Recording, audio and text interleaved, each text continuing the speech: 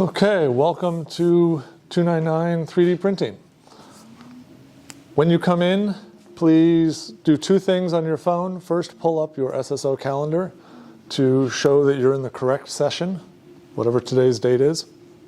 Second, please also bring up your Canvas gradebook to show me that you've gotten 10 out of 10 on your 3D printing online induction quiz.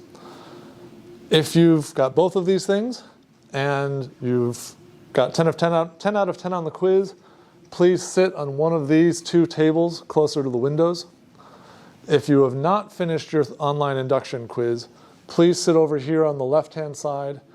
You can stay for the induction, for the presentation, or the introduction and the health and safety, but then I'm going to ask you to do the online induction quiz before you actually start any print jobs. You'll show me that you've gotten 10 out of 10, and then these printers are a little bit easier to work with. Then you can shift over and start your print job. Okay, I'm assuming everyone's here, and advance. If you're not in the correct session, please make sure you attend your correct session as scheduled on SSO, so I have to ask you to leave. If you've got any questions or if you missed your session, contact 299-admin@auckland.ac.nz. And as I said, if you've not completed your 3D online induction, you can stay for the intro and health and safety presentation. Then you have to complete your online induction quiz before you start your 3D prints. So who's 3D printed something before? Raise your hand. What have you printed? 3D printing, it's all over the place now. You can obviously print toys or models. You can print art pieces. You can print functional parts. It's used quite a bit in industry, especially around prototyping. There's even some 3D printing that's used in production these days. And there are a bunch of different types. If you're interested, you can look up Olaf Diegel, who is an academic staff in mechanical engineering. He has a research lab focused exclusively on 3D printing and additive manufacturing. So today, this may be your first 299 session overall. You may have already done soldering or laser cutting. Today, you will be making the 3D printed parts of your motor. And I don't have, here's an example motor. So the 3D printed parts are the rotor that sits on the shaft, the Hall effect sensor holder, and this has a few different components to it. And so that's what you'll be doing today.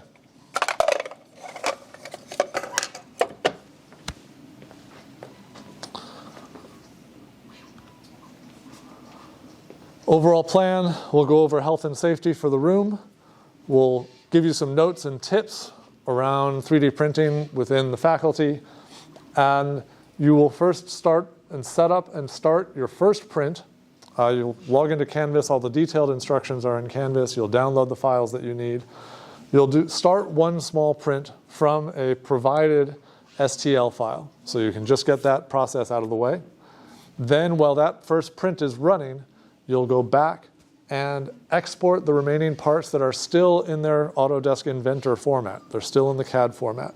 So then you have to transfer or translate those files from Inventor into STL files.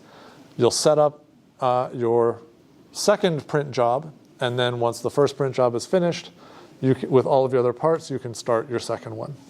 And then you'll have to come back and pick up the finished parts later on. In general, if you've never 3D printed before, the typical process, you start off in some sort of CAD model, or with some sort of CAD model. In this case, we're using Autodesk Inventor, but it could be Fusion 360 or SolidWorks, or apparently even Adobe Illustrator will produce 3D parts. I hear it on good advice from a graphic designer. But anyway, from a CAD model, you export that into an STL file, which is a file that the 3D printer helper software can read. In this case, we're using Prusa Slicer. You'll open that STL file in Prusa Slicer, export that file into a G-code file, which is what the 3D printer itself will read. And a G-code is low-level instructions move here, turn the heater on to this temperature, move here, start printing, move this way, move that way. So they're very just base level instructions for how things move, how machine tools move. So that's the overall plan anytime you want to 3D print something. It doesn't always go via STL, but it's a very common format. So health and safety for the room. This room is managed by the MDLS team. In general, we'll talk about, we've got facilities, hazards, we'll talk a little bit about the types of printers, and we'll go into a little bit of the detail on how to use the kit. Health and safety pieces. Building evacuation heads out this hallway to the right, down these stairs just here. The first aid kit is right here on the wall, next to the phone, next to the incident and accident forms as well. We have an eye wash station here, which if you've never used it before, you pull it down and it turns on automatically. Contact details, this room is managed by Kevin Stan, and he's available here or down the hall, the MDLS technician's office just by the stairways. Do you need to come in and print? Oh, sorry. I'm recording a video. What do you need? Do you need to print something? What do you need to do? Yeah, I just want to use the... You can use one on the back if that's okay. Okay. Sorry. Okay.